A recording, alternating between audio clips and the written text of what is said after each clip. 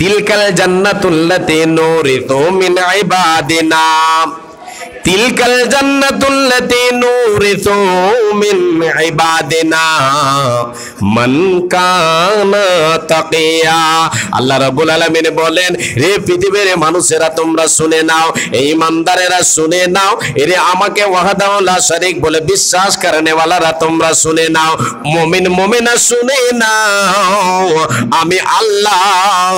আমার জান্নাতের সুখময় জায়গা, জান্নাতের উত্তরাধিকারী কাদের বানাবো, ওয়ারিস কাদের বানাবো, কে জান্নাতের মেহমান হবে রে,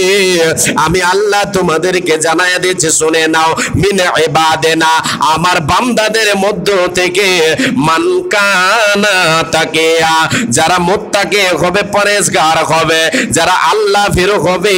আমি আল্লাহ এদেরকে জান্নাতের মেহমান বানাবো, এরা জান্নাতের উত্তরাধিকারী হবে, এরা জান্নাতের মেহমান হবে। এখান দ্বারা, এই আয়াত দ্বারা বোঝা যায় যে যদি আমি আপনি রমজান মাসের রোজাকে পালন করি,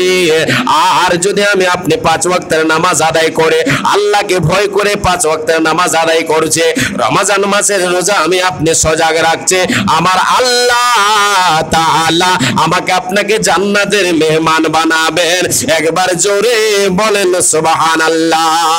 ওগো দয়াময়, দিয়ে দুই নয়ন কেন অন্ধ রেখে ছয় আমাদের, ওগো দয়াময়, দিয়ে দুই নয়ন কেন অন্ধ রেখে ছয় আমাদের, ওই আল্লাহ মাথার ওপর ওই যে আসমান রেখেছ ঝুলায়, পায়ের তলে যে জমিন রেখেছ বিছায়, এসবই তোমার কুদরতি, ওগো দয়াময়,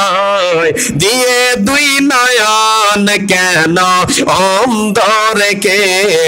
ছয় আমাদের, ওই আল্লাহ গাছপালা তরুলতা, তুমি বুঝো সবার ব্যথা, বুঝো গো আমাদের ব্যথা, ওগো দয়াময়, দিয়ে দুই নয়ন কেন অন্ধ রেখে ছয় আমাদের, কেন অবুঝ রেখে ছয় আমাদের। একবার আমরা আল্লাহর কাছে